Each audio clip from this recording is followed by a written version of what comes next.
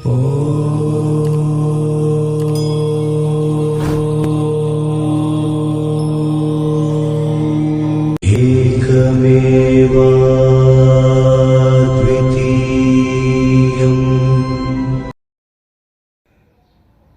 ಸ್ನೇಹಿತರೆ, ನಿಮ್ಮೆಲ್ಲರಿಗೂ ಯೋಗ ಮಾಸ್ಟರ್ ತಕ್ಷಶಿಲ ಗುರುಕುಲ ಚಾನಲ್ಗೆ ಸ್ವಾಗತ ಸುಸ್ವಾಗತ. ತಾವ್ಯಾರು ನಮ್ಮ ಚಾನಲನ್ನು ಸಬ್ಸ್ಕ್ರೈಬ್ ಆದರೆ ಕೂಡಲೇ ಸಬ್ಸ್ಕ್ರೈಬ್ ಆಗಿ ಬೆಲ್ ಬಟನ್ ಒತ್ತಿ ಹಾಗೂ ನಿಮ್ಮ ಅಭಿಪ್ರಾಯ ಅಂಶಗಳನ್ನು ಬರೆದು ತಿಳಿಸಿ ಹೆಚ್ಚು ನಿಮ್ಮ ಸ್ನೇಹಿತರಿಗೆ ಶೇರ್ ಮಾಡಿ. ಸ್ನೇಹಿತರೆ, ಇವತ್ತು ನಿಮಗೆ ಪತಂಜಲಿ ಯೋಗ ಸೂತ್ರ ವಿಭೂತಿ ಪಾದದಲ್ಲಿ ಪತಂಜಲಿ ಮಹರ್ಷಿಗಳು ಹೇಳಿರುವಂಥ ಸಿದ್ಧಿ, ಪರಕಾಯ ಪ್ರವೇಶ ಸಿದ್ಧಿ ಹಾಗೂ ನೀರಿನ ಮೇಲೆ ನಡೆಯುವಂಥ ಸಿದ್ಧಿ ಹೇಗೆ ಯೋಗಿಯಾದವನಿಗೆ ಲಭ್ಯ ಆಗುತ್ತೆ, ಹೇಗೆ ಸಾಧನೆ ಮಾಡಿದರೆ ಈ ಒಂದು ಸಿದ್ಧಿಯನ್ನು ಪಡಿಬೋದು ಎಂಬುದು ಕುರಿತು ಹೇಳಿದ್ದಾರೆ. ಅದಕ್ಕಿಂತ ಪೂರ್ವದಲ್ಲಿ ಒಬ್ಬರು ಕಾಮೆಂಟ್ ಹಾಕಿದ್ದಾರೆ, ಈಗಲ ಕಾಲದಲ್ಲಿಯೂ ಕೂಡ ಈ ಸಿದ್ಧಿಯನ್ನು ಪಡಿಬೋದಾ ಅಂತ ಕೇಳಿದ್ದಾರೆ. ನೋಡಿ, ಈ ಸಿದ್ಧಿಗಳನ್ನು ಪಡೆಯೋದಕ್ಕೆ ಯಾವ ಕಾಲಗಳು ಸಂಬಂಧ ಇಲ್ಲ. ಸತ್ಯಯುಗ, ತ್ರೇತಾಯುಗ, ದ್ವಾಪರಯುಗ, ಕಲಿಯುಗ, ಯಾವ ಯುಗಗಳು ಸಂಬಂಧ ಇಲ್ಲ. ಏನು ಸಂಬಂಧ ಅಂದರೆ ಸಾಧನೆ ಮಾಡುವಂಥ ಛಲ ಇರಬೇಕು ಸಾಧಕನಿಗೆ. ಅಂದರೆ ಹರ್ಷಡ್ ವರ್ಗಗಳನ್ನು ಮೀರಿ, ಅಷ್ಟಮದಗಳನ್ನು ಮೀರಿ, ಆಮೇಲೆ ತನ್ನನ್ನು ತಾನು ಯೋಗಕ್ಕಾಗಿ ಅರ್ಪಣೆ ಮಾಡ್ಕೋಬೇಕು. ಸತ್ವ, ರಜಸ, ತಮಸ ಈ ಮೂರು ಗುಣಗಳನ್ನು ಮೀರಿ ಯಾವುದು ಅಪೇಕ್ಷೆ ಇಲ್ಲದೆ, ಹೆಣ್ಣು, ಹೊನ್ನು, ಮಣ್ಣು, ಕಾಮಕಾಂಚನ ಇವು ಯಾವುದು ಅಪೇಕ್ಷೆ ಇಲ್ಲದೆ ಇವುಗಳಿಗೆಲ್ಲ ಮುಗುಳಿ ತಿರುಗಿಸಿ ಯಾರು ಸಾಧನೆ ಕಡೆಗೆ ಹೊರಡ್ತಾರೋ ಅಂಥವನಿಗೆ ಈ ಸಿದ್ಧಿಗಳು ಲಭ್ಯ ಆಗ್ತವೆ. ಯಾಕೆ ಈ ಸಿದ್ಧಿಯನ್ನು ಪಡೆದವರು ಇಲ್ವಾ ಅಂದರೆ ಸಾಕಷ್ಟು ಜನ ಇದ್ದಾರೆ. ಆದರೆ ಅವರೆಲ್ಲ ನಮಗೆ ಕಾಣಬೇಕಲ್ಲ. ನಮ್ಮಂಥವ್ರಿಗೆಲ್ಲ ಹೇಗೆ ಕಾಣ್ತಾರೆ? ನಾವು ಪ್ರಪಂಚದಲ್ಲಿದ್ದವ್ರಿಗೆ ಹೇಗೆ ಕಾಣ್ತಾರೆ? ಹೋಗಬೇಕು, ಬೆಟ್ಟ ಗುಡ್ಡ ಕಾಡು ಅಲಿಬೇಕು. ಅವರಿಗೋಸ್ಕರ ತಿರುಗಿದಾಗ, ಶೋಧನೆ ಮಾಡಿದಾಗ ಅಂಥ ಮಹಾತ್ಮರು ಸಿಗೋದಕ್ಕೆ ಅವಕಾಶ ಇದೆ. ಈ ಜನಗಳ ಮಧ್ಯದಲ್ಲಿ ಅಂಥವರೆಲ್ಲ ಇರೋದಿಲ್ಲ. ಜನಗಳ ಮಧ್ಯದಲ್ಲಿ ಅಂಥವರೆಲ್ಲ ಇರೋಕ್ಕೆ ಇಷ್ಟಪಡೋದಿಲ್ಲ.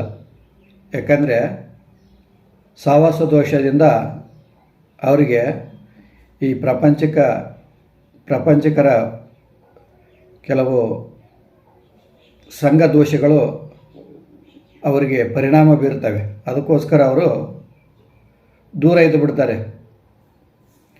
ಇವೆಲ್ಲ ಪತಂಜಲಿ ಮಹರ್ಷಿಗಳು ವಿಭೂತಿ ಪಾದದಲ್ಲಿ ಹೇಳಿದಂಥ ಎಲ್ಲ ಸಿದ್ಧಿಗಳು ಕೂಡ ಮನುಷ್ಯನಿಗೆ ಯಾವುದೂ ಅಸಾಧ್ಯವಲ್ಲದು. ಇವು ಎಲ್ಲ ಸಾಧಿಸ್ಬೋದಾದಂಥ ಸಿದ್ಧಿಗಳೇ.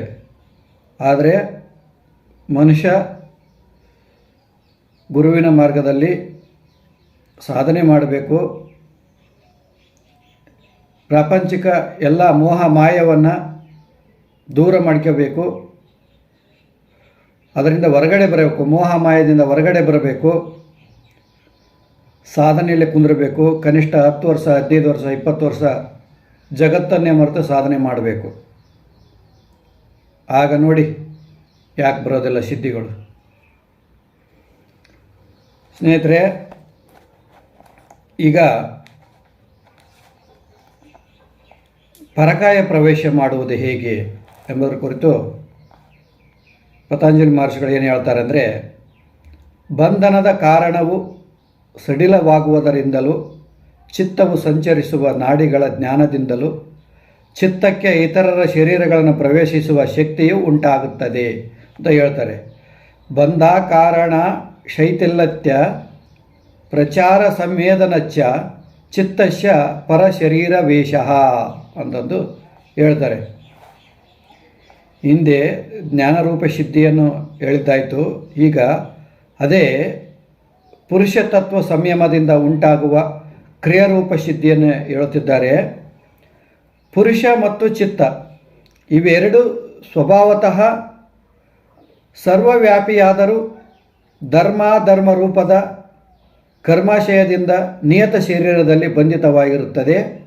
ಈ ಧರ್ಮ ರೂಪವಾದ ಬಂಧ ಕಾರಣವು ಸಮಾಧಿ ಬಲದಿಂದ ಶಿಥಿಲಗೊಳ್ಳುತ್ತದೆ. ಆದುದರಿಂದ ಚಿತ್ತವನ್ನು ನಿಯತ ಶರೀರದಲ್ಲಿ ಬಂಧಿಸಲಿಡುವ ಕಟ್ಟುಗಳನ್ನು ಸಡಿಲವಾಗುತ್ತವೆ. ಇದರ ಜೊತೆಗೆ ಯೋಗಿಯು ಚಿತ್ತವು ಸಂಚರಿಸುವ ನಾಡಿಗಳ ಮೇಲೆ ಸಂಯಮವನ್ನು ಸಾಧಿಸಿ ಚಿತ್ತ ಸಂಚಾರ ಕ್ರಮವನ್ನು ಅರಿತರೆ ಆಗ ಇವೆರಡರಿಂದ ತನ್ನಿಚ್ಛೆ ಬಂದಂತೆ ತನ್ನ ಚಿತ್ತವನ್ನು ಮೃತ ಶರೀರದಲ್ಲಿ, ಅದು ಪ್ರಾಣಿ ಪಕ್ಷಿ ಯಾವುದೇ ಆಗಿರ್ಬೋದು, ಮನುಷ್ಯ ಮೃಗ ಯಾವುದೇ ಆಗಿರ್ಬೋದು, ಮೃತ ಶರೀರ ಅಥವಾ ಸಜೀವವಾದಂತಹ ಅಥವಾ ಜೀವಂತ ಇರುವಂತಹ ಇತರ ಶರೀರಗಳಲ್ಲಿ ಹರಿಸಬಹುದು. ಜೇನುಹುಳುಗಳು ರಾಣಿಯನ್ನು ಅನುಸರಿಸಿ ಜೇನುಹುಳುಗಳು ಹಾರುವಂತೆ ಚಿತ್ತ ಸಂಚಾರವನ್ನು ಅನುಸರಿಸಿ ಇಂದ್ರಿಯಗಳು ಹಿಂಬಾಲಿಸುತ್ತವೆ ಅಂತಂದು ಪತಂಜಲಿ ಮಹರ್ಷಿಗಳು ಹೇಳ್ತಾರೆ. ಅಂದರೆ ಪರಕಾಯ ಪ್ರವೇಶವನ್ನು ಮಾಡುವುದು ಹೇಗೆ ಎಂಬುದನ್ನು ಹೇಳ್ತಾರೆ. ಬಂಧನ ಕಾರಣವು ಸಡಿಲವಾಗುವುದರಿಂದಲೂ ಬಂಧನಕ್ಕೆ ಕಾರಣವಾಗಿರುವಂಥವುಗಳು ಸಡಿಲವಾಗುವುದರಿಂದಲೂ ಚಿತ್ತ ಸಂಚರಿಸುವ ನಾಡಿಗಳ ಜ್ಞಾನದಿಂದಲೂ ಚಿತ್ತಕ್ಕೆ ಇತರ ಶರೀರಗಳನ್ನು ಪ್ರವೇಶಿಸುವ ಶಕ್ತಿಯು ಉಂಟಾಗುತ್ತದೆ. ಅದಕ್ಕಾಗಿ ಚಿತ್ತ ಸಂಚಾರ ಕ್ರಮವನ್ನು ಅರಿತರೆ ಆಗ ಇವೆರಡರ ಸನ್ನಿಚ್ಛೆ ಬಂದಂತೆ ತನ್ನ ಚಿತ್ತವನ್ನು ಮೃತವಾದ ಅಥವಾ ಸಜೀವವಾದ ಇತರ ಶರೀರಗಳಲ್ಲಿ ಹರಿಸಬಹುದು. ಅಂದರೆ ಪರಕಾಯ ಪ್ರವೇಶವನ್ನು ಯೋಗಿಯಾದವನು ಮಾಡಬಹುದು. ಯಾಕೆಂದರೆ ಇವತ್ತಿಗೂ ಕೂಡ ಪರಕಾಯ ಪ್ರವೇಶ ಮಾಡಿದವರು ಇದ್ದಾರೆ. ಆದರೆ ಗುರುತಿಸೋದು ತುಂಬ ಕಷ್ಟ. ಹೇಗೆಂದರೆ ಈಗ ಒಬ್ಬ ಯೋಗಿಗೆ 80 ವರ್ಷ ಆಯಿತು, 70-80 ವರ್ಷ ಆಯಿತು, ಇನ್ನು ಈ ಶರೀರ ಸಾಧನೆ ಮಾಡೋಕ್ಕೆ ಯೋಗ್ಯ ಇಲ್ಲ ಅಂತ ಅಂದಾಗ ಯಾರಾದರೂ ಒಂದು 15 ವರ್ಷದ್ದು 16 ವರ್ಷದ ಹುಡುಗ ಮೃತಪಟ್ಟಾಗ, 16 ವರ್ಷದ ಹುಡುಗ ಅಥವಾ 10 ವರ್ಷದ ಹುಡುಗ ಮೃತಪಟ್ಟಾಗ ಈ ಶರೀರವನ್ನು ತ್ಯಾಗ ಮಾಡಿಬಿಟ್ಟು ಆ ಮಗುವಿನ ತೀರಿಕೊಂಡಂಥ ಶರೀರದಲ್ಲಿ ಪ್ರವೇಶ ಮಾಡಿ ಮತ್ತೆ 70-80 ವರ್ಷ ಬದುಕುವಂಥದ್ದು. ಮತ್ತೆ ಈ ಶರೀರಕ್ಕೆ ವಯಸ್ಸಾಯ್ತಂದರೆ ಇದನ್ನು ತ್ಯಾಗ ಮಾಡಿ ಮತ್ತೆ ಯಾವುದಾದ್ರೂ ಹುಡುಗ 10 ವರ್ಷ 12 ವರ್ಷ 15 ವರ್ಷದ ಹುಡುಗ ಯಾರಾದರೂ ದೇಹ ತ್ಯಾಗ ಮಾಡಿದರೆ ಅಂಥ ಶರೀರದಲ್ಲಿ ಪ್ರವೇಶ ಮಾಡುವಂಥದ್ದು. ಇದು ಪರಕಾಯ ಪ್ರವೇಶ. ಅಷ್ಟೇ ಅಲ್ಲ, ಸತ್ತ ಪ್ರಾಣಿಗಳಾದಂತಹ ಮೃಗಾದಿಗಳಲ್ಲಿ, ಕ್ರಿಮಿಕೀಟಗಳಲ್ಲಿ, ಮೀನು ಜಲಚರಗಳಲ್ಲಿ, ಎಲ್ಲ ಪ್ರಾಣಿ ಪಕ್ಷಿಗಳಲ್ಲಿಯೂ ಕೂಡ ಯೋಗಿಯಾದವನು ಪರಕಾಯ ಪ್ರವೇಶ ಮಾಡಬಲ್ಲವನಾಗಿರ್ತಾನೆ. ಆದರೆ ಪ್ರಾಣಿ ಪಕ್ಷಿ ಇತರರಲ್ಲಿ ಪರಕಾಯ ಪ್ರವೇಶ ಮಾಡಿದಾಗ ತನ್ನ ಸ್ಥೂಲ ಶರೀರವನ್ನು ಅದನ್ನು ಜಾಗೃತವಾಗಿ ಇಟ್ಕೋಬೇಕಾಗತ್ತೆ. ಅದನ್ನು ರಕ್ಷಣೆಯಲ್ಲಿ ಇರಬೇಕಾಗತ್ತೆ. ಒಂದು ವೇಳೆ ಪರಾಕಾಯ ಪ್ರವೇಶ ಮಾಡಿದ ಮೇಲೆ ಈ ಶರೀರವನ್ನು ಯಾರಾದರೂ ಸುಟ್ಟಾಕಿದರೆ ಅಥವಾ ಮಣ್ಣಲ್ಲಿ ಪಂಚಭೂತದಲ್ಲಿ ಲೀನ ಮಾಡಿಬಿಟ್ರೆ ಯಾವ ಶರೀರದಲ್ಲಿ ಯೋಗಿಯಾದವನು ಪರಕಾಯ ಪ್ರವೇಶ ಮಾಡ್ತಾನೋ ಕೊನೆಯವರೆಗೆ ಅದರಲ್ಲೇ ಇರಬೇಕಾಗುತ್ತೆ. ಭಾಳ ಎಚ್ಚರದಿಂದ ಸಾಧಕರಾದರೂ ಇರಬೇಕಾಗುತ್ತೆ. ತುಂಬ ಎಚ್ಚರವಾಗಿದ್ದರೆ ಮಾತ್ರ ಸಾಧ್ಯ. ಅದೇ ರೀತಿ ನೀರಿನ ಮೇಲೆ ನಡೆಯುವಂಥದ್ದು. ಈಗ ತ್ರೈಲಿಂಗೇಶ್ವರ ಸ್ವಾಮಿಗಳು ನೀರಿನ ಮೇಲೆ ನಡೀತಾಯಿದ್ರು, ನೀರಿನ ಮೇಲೆ ಮಲಗ್ತಾಯಿದ್ರು. ಕಾಶಿಯಲ್ಲಿ ಇವರು ಶಿವಾನಂದ ಅಂತಂದು ಇವ್ರ ಹೆಸರು, ನಮ್ಮ ಆಂಧ್ರ ಪ್ರದೇಶದವರು. ಇವರು 350-380 ವರ್ಷ ಬದುಕಿದ್ರು. ಇವರು ವಾರಣಾಸಿಯಲ್ಲಿ ಗಂಗಾ ನದಿ ಮೇಲೆ ಮಲಗ್ತಾಯಿದ್ರು. ಗಂಗಾ ನದಿ ಮೇಲೆ ನಡೀತಾಯಿದ್ರು, ನೀರಿನ ಮೇಲೆ ನಡೀತಾಯಿದ್ರು.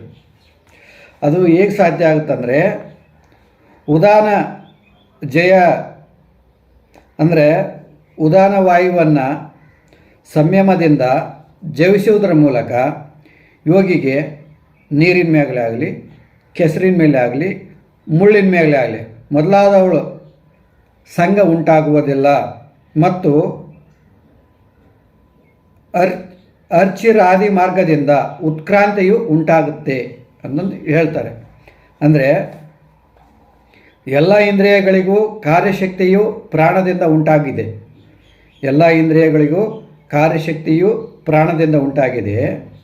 ಈ ಪ್ರಾಣವನ್ನು ಅದರ ಕ್ರಿಯಾಭೇದದಿಂದ ಪ್ರಾಣ, ಅಪಾನ, ವ್ಯಾನ, ಉದಾನ ಮತ್ತು ಸಮಾನ ಎಂದು 5 ಪರಿಗಣಿಸಬಹುದು. 5 ರೀತಿ ಪ್ರಾಣಗಳನ್ನು ಪರಿಗಣಿಸಬಹುದು. ಹೃದಯದಿಂದ ಆರಂಭಿಸಿ ಬಾಯಿ ಮೂಗುಗಳವರೆಗೆ ಸಂಚರಿಸುವ ಮತ್ತು ಉಸಿರಾಟಕ್ಕೆ ಕಾರಣದ ವಾಯುವಿಗೆ ಪ್ರಾಣ ಅಂತ ಕರಿತೀವಿ ನಾವು. ನಾಭಿಯಿಂದ ಪಾದಗಳವರೆಗೆ ಸಂಚರಿಸುವ ಮಲಮೂತ್ರಾದಿಗಳು ಅಪಾನಯಕ್ಕೆ ಕಾರಣವಾಗಿದೆ. ಇದಕ್ಕೆ ಅಪಾನ ವಾಯು ಅಂತ ಕರಿತೀವಿ. ನಾಭಿ ದೇಶವನ್ನು ಸುತ್ತುವರೆದಿರುವ ಮತ್ತು ಅನ್ನಾದಿ ರಸಗಳನ್ನು ಶರೀರದ ಎಲ್ಲ ಭಾಗಗಳಿಗೂ ಸಮಾನವಾಗಿ ಒಯ್ಯುವ ವಾಯುವೇ ಸಮಾನ ವಾಯುವಾಗಿದೆ. ಶರೀರದಲ್ಲಿ ಎಲ್ಲಿಯೂ ಇಡೀ ಶರೀರದಲ್ಲಿ ವ್ಯಾಪಿಸಿರುವ ವಾಯು ಅದು ವ್ಯಾನ. ಕಂಠದಿಂದ ನೆತ್ತಿಯವರೆಗೆ ವ್ಯಾಪಿಸಿ ಊರ್ಧ್ವಗತಿಯಲ್ಲಿ ಹೊಂದಿ ಪ್ರಾಣವಿಯೋಗ ಕಾಲದಲ್ಲಿ ಕೆಲಸ ಮಾಡುವ ವಾಯುವೇ ಇದು ಉದಾನ ವಾಯು. ಹೀಗೆ ಪಂಚಪ್ರಾಣಗಳ ಬಗ್ಗೆ, ಪಂಚಪ್ರಾಣಗಳು ನಮ್ಮ ಶರೀರದಲ್ಲಿ ಎಲ್ಲೆಲ್ಲಿ ಇರ್ತವೆ, ಹೇಗೆ ಕೆಲಸ ಮಾಡ್ತವೆ ಅಂತ ಹೇಳಿದ್ದಾರೆ. ಅದರಲ್ಲಿ ಉದಾನ ವಾಯುವನ್ನು ಸಂಯಮದಿಂದ ಗೆದ್ದುಕೊಂಡು ಯೋಗಿಯು ಅತ್ಯಂತ ಲಘುತತ್ವವನ್ನು ಹೊಂದಿರುವುದರಿಂದ, ಈ ಒಂದು ಉದಾನ ವಾಯುವನ್ನು ಸಂಯಮದಿಂದ ಗೆಲ್ಲೋದ್ರಿಂದ ಅತ್ಯಂತ ಲಘುತತ್ವ ಅಥವಾ ವೇಟ್ ಇಲ್ದಂಗೆ ವೇಟ್ ಲಾಸ್ ಆಗ್ತಾನೆ. ಅತ್ಯಂತ ಲಘುತತ್ವ ಹೊಂದುವುದರಿಂದ ಮಹಾನದಿ, ನದಿ ಅಥವಾ ಸಮುದ್ರ ಅಥವಾ ಕೆಸರು, ಮುಳ್ಳು ಮುಂತಾದ ಸ್ಥಳಗಳಲ್ಲೂ ಅವುಗಳ ಸಂಪರ್ಕವೇ ಇಲ್ಲದೆ ಅವುಗಳ ಮೇಲೆ ಕಾಲಿಡದೆ ಮುಟ್ಟದೆ ಸಂಚರಿಸಬಲ್ಲನು. ಇತ್ತ ಇಚ್ಛಾಮರಣ ಶಕ್ತಿಯನ್ನು ಸಂಪಾದಿಸಿದ, ಅಂದರೆ ಇಚ್ಛಾಮರಣ ಶಕ್ತಿಯು ಕೂಡ ಉದಾನ ವಾಯು ಸಂಯಮದಿಂದ ಇಚ್ಛಾಮರಣನೂ ಆಗುತ್ತೆ. ಆಮೇಲೆ ಬ್ರಹ್ಮರಂಧ್ರದಿಂದ ಪ್ರಾಣತ್ಯಾಗ ಮಾಡಿ ದೇವಯಾನದ ಮೂಲಕ ಬ್ರಹ್ಮಲೋಕವನ್ನು ಸೇರಬಲ್ಲ. ನೋಡಿ, ಇದನ್ನು ಉದಾನ ವಾಯು ಗೆಲ್ಲುವುದರಿಂದ ಈ ಬ್ರಹ್ಮರಂಧ್ರದ ಮೂಲಕ ತನ್ನ ಪ್ರಾಣವನ್ನು ಹೊರಗೆ ಕಳಿಸಿ ದೇವಯಾನದ ಮೂಲಕ ಬ್ರಹ್ಮಲೋಕಕ್ಕೂ ಕೂಡ ಹೋಗ್ತಾನೆ ಯೋಗಿಯಾದವನು. ಇದು ಕೂಡ ಸಾಧ್ಯ ಇದೆ. ಈಗ ನಾನು ಏನು ಹೇಳಿದ್ನಲ್ಲ, ಇವೆಲ್ಲ ಸಿದ್ಧಿಗಳು ಕೂಡ ಸಾತ್ವಿಕ ಸಿದ್ಧಿಗಳು. ಇವೆಲ್ಲವೂ ಸಾತ್ವಿಕ ಸಿದ್ಧಿಗಳು. ಬೇರೆಯವರಿಗೆ ಮೋಸ ಮಾಡುವಂಥದ್ದಾಗಲಿ, ಬೇರೆಯವರಿಗೆ ಕೆಡಕು ಉಂಟಾಗುವಂಥದ್ದಾಗಲಿ, ಬೇರೆಯವರಿಗೆ ತೊಂದರೆ ಕೊಡುವಂಥದ್ದಾಗಲಿ, ನಾನು ಈಗ ಹೇಳಿರುವಂಥ ಈ ನಮ್ಮ ಪತಂಜಲಿ ಮಹರ್ಷಿಗಳು ವಿಭೂತಿ ಪಾದದಲ್ಲಿ ಹೇಳಿರುವಂಥ ಎಲ್ಲ ಸಿದ್ಧಿಗಳು ಕೂಡ ಇವು ಯಾವ ಸಮಾಜಕ್ಕೆ ಆಗಲಿ ಬೇರೆಯವರಿಗೆ ಆಗಲಿ ತೊಂದರೆ ಕೊಡುವಂಥವಲ್ಲ. ಆದರೆ ಇವುಗಳು ಧರ್ಮದ ಮೇಲೆ, ಅದರ ಮೇಲೆ ನಂಬಿಕೆ ಹುಟ್ಟಿಸುವುದಕ್ಕೆ, ಸಾಧನೆಯ ಮೇಲೆ, ಯೋಗದ ಮೇಲೆ, ಸನಾತನ ಧರ್ಮದ ಮೇಲೆ ನಂಬಿಕೆ ಹುಟ್ಟಿಸೋದಕ್ಕೆ ಇರುವಂಥ ಸಾಧನೆಗಳು, ಸಿದ್ಧಿಗಳು ಇವುಗಳಾಗಿರ್ತವೆ. ಯಾರು ಬೇಕಾದರೂ ಈ ಸಾಧನೆ ಮಾಡೋದು. ಆದರೆ ಕುಂಡಲಿನಿ ರಾಜಯೋಗ ಸಾಧನೆ ಮಾಡಿ ಆಮೇಲೆ ಅವರು ಕಾಮ, ಕ್ರೋಧ, ಲೋಭ, ಮದ, ಮೋಹ, ಮತ್ಸರಗಳನ್ನು ತೊರೆದು, ಆಮೇಲೆ ಮಾಯ ಮೋಹವನ್ನು ತೊರೆದು ಈ ಜಗತ್ತಿಗೆ ಮುಗುಳಿ ಮಾಡಿ ಅವರು ಸಾಧನೆ ಕಡೆಗೆ ಮುಖ ಮಾಡಿ ತಿರುಗಿ 15 ವರ್ಷ ಏಕಾಂತದಲ್ಲಿ ಸಾಧನೆಯಲ್ಲಿ ನಿರತರಾದರೆ ನಾನು ಹೇಳಿರುವಂಥ ಎಲ್ಲ ಸಿದ್ಧಿಗಳು ಕೂಡ ಪ್ರಾಪ್ತ ಆಗ್ತವೆ. ಅದರಲ್ಲಿ ಯಾವ ಸಂದೇಹವೂ ಇಲ್ಲ. ಇದಕ್ಕೆ ಯಾವ ಕಾಲ, ಯಾವ ಲೋಕ, ಯಾವ ಕಾಲಗಳು ಸಂಬಂಧ ಇಲ್ಲ ಸಿದ್ಧಿ ಪಡೆಯೋದಕ್ಕೆ. ಆದರೆ ಸಾಧನೆ ಮಾಡುವ ಛಲ ನಿಮ್ಮಲ್ಲಿರಬೇಕು. ಯಾರಿಗೆ ಕುಂಡಲ ರಾಜಯೋಗದಲ್ಲಿ ಸಾಧನೆ ಮಾಡೋಕ್ಕೆ ಆಸಕ್ತಿ ಇದೆ, ಡಿಸ್ಪ್ಲೇ ಆಗ್ತಿರುವಂಥ ನಂಬರಿಗೆ ಫೋನ್ ಮಾಡಿ ನಿಮ್ಮ ಪರಿಚಯ ತಿಳಿಸಿ. ಆನ್ಲೈನಲ್ಲಿ, ಆಫ್ಲೈನಲ್ಲಿ ಎರಡರಲ್ಲೂ ದೀಕ್ಷೆ ಇದೆ. ದೀಕ್ಷೆ ಪಡ್ಕೊಂಡು ಸಾಧನೆಯಲ್ಲಿ ನಿರತರಾಗ್ಬೋದು ಅಂತ ಹೇಳ್ತಾ ಇಲ್ಲಿ ನನ್ನ ವಿಡಿಯೋ ಮುಗಿಸ್ತಾ ಇದ್ದೀನಿ. ನಮಸ್ಕಾರ ಸ್ನೇಹಿತರೆ.